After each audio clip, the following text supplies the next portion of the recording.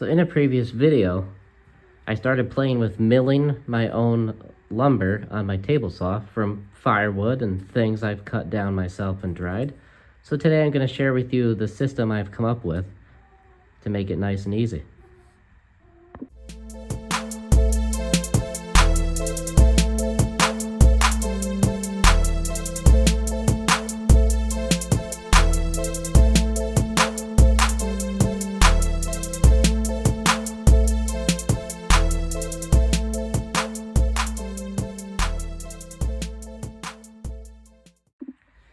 So like in my marking knife video, I started learning how to do this with lilac wood. And part of the motivation in figuring out a better system is because I had happened to collect quite a bit of lilac wood.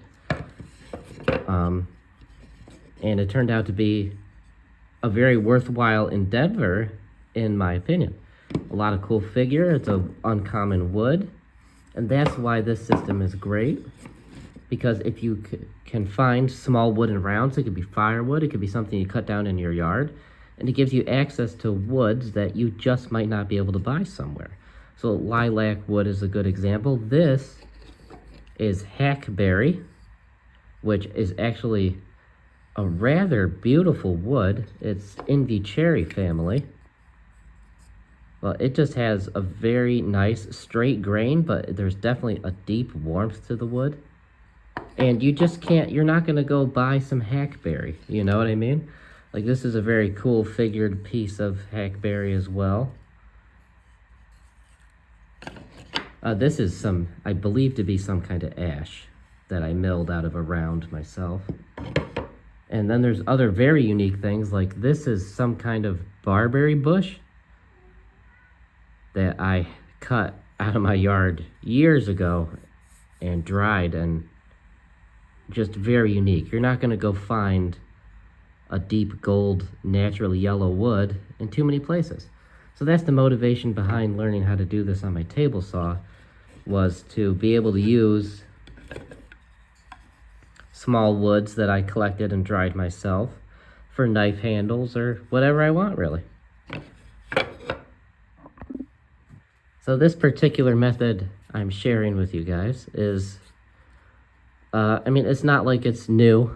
Many people have done this before, but it's primarily focused on small rounds, not larger pieces of wood. I do have this table saw is not the biggest table saw in the world. It's a good size, but I can only raise that blade up like 3 5/8 of an inch. So that's about my max resawing capacity. But the first step, we're gonna take, I guess we'll do this one, take it over to my vise, and I'm going to show you what I do next. Alright, so I got the round in my vise. I do have soft cedar jaws on, just so I don't indent and mar the wood. Whatever, this wood feels pretty hard, so I don't think I have to worry about that. But the next step is to pick a side, take your jack plane, and make it flat.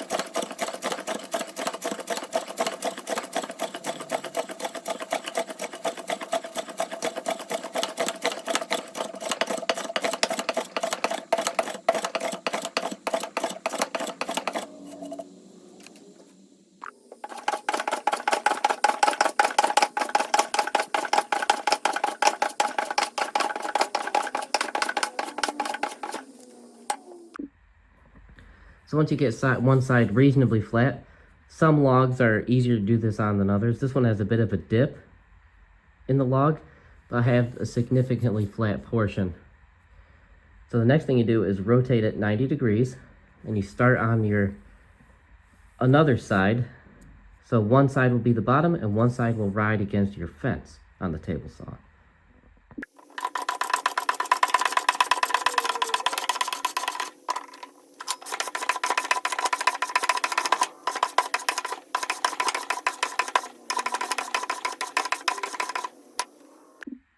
So the next thing we're going to do, we have one edge for the fence, one edge for the table base.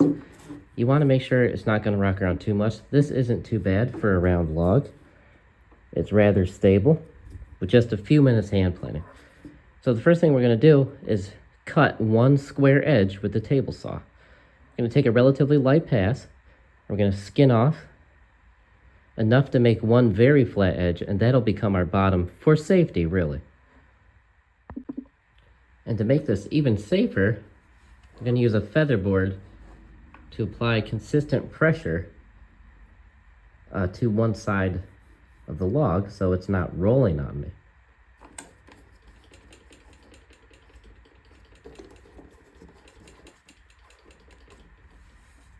And these feather boards are relatively cheap. I got a 2-pack of these PowerTech ones on Amazon for 20 bucks. Not bad at all, and a great safety item. And it improves the quality of your cuts. Another useful item to have when doing this is a thin, disposable wooden push stick. This just keeps your fingies nice and far away from the log, and if you run into it, it doesn't matter. It was meant for this. The plastic ones will explode if you try to do this, so you just really want a nice thin wooden push stick.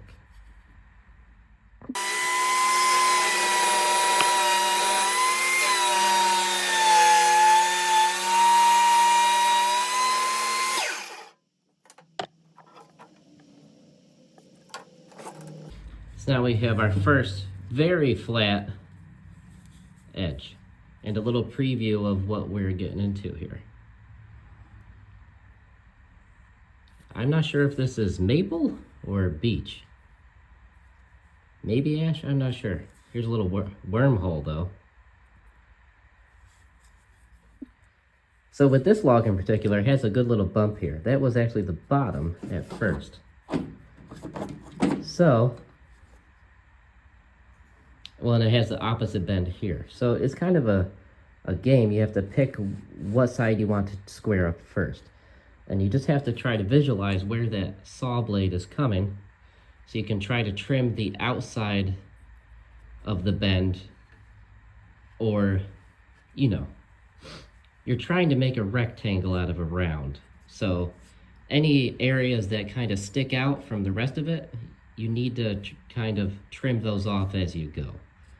So I'm going to aim for trimming this part off next. And to illustrate my point a little more, see, this blade is barely going to touch up here, but if you make a straight line, it's going to trim off much more down here.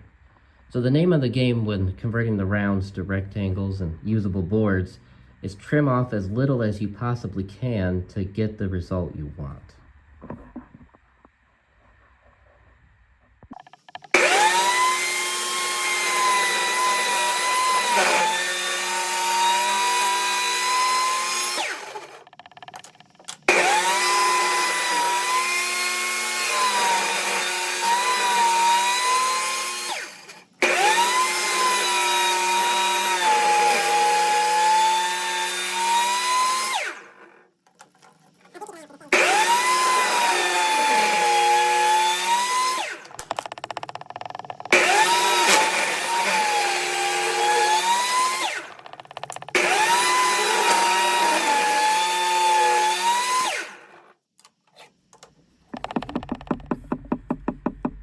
So at this point, I'm fairly happy with this.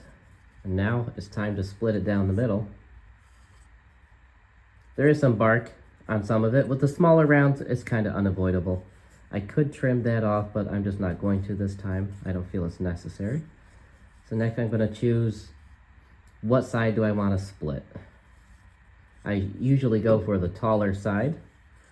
That way I get the most width I possibly can.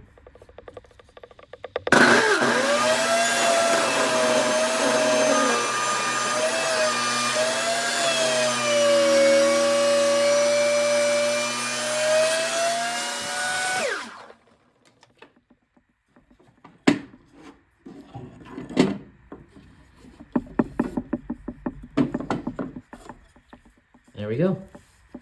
2 usable small boards out of a piece of firewood. I believe this has gotta be beech or maple. I'll look up the bark and I'll make sure I include what this actually is. Maybe it's ash, I'm not sure. But this happens to be a rather plain grained board. But you never know what you're gonna get.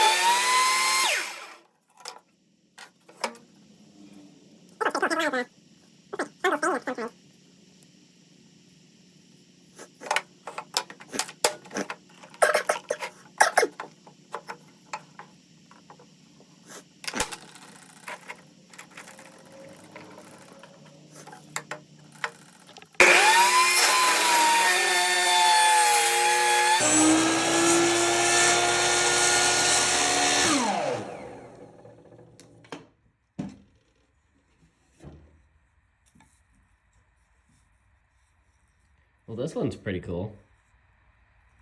Whatever this is.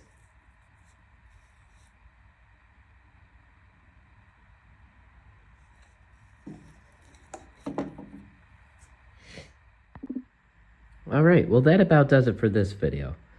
Just a little method I've been using quite a lot lately, as you can see, to break down small lumber that I either cut down and dried myself, or in today's instance, a few pieces of firewood, breaking them down into something I can use later for knife handles, small boxes, whatever your heart desires.